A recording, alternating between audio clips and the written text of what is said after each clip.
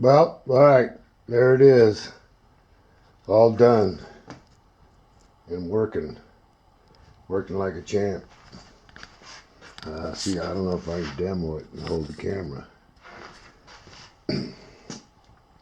So that's what I did this winter, is built this bad boy. I already had this part, but I had to totally redo everything. But all this right here, this is all my little machine work.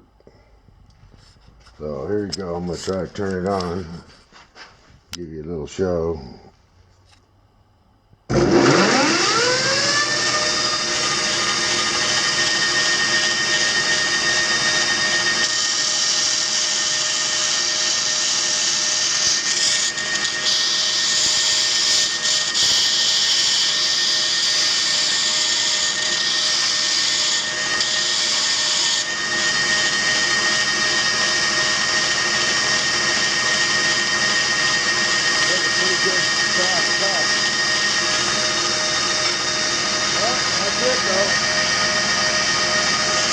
And then the other thing, I'm working on an old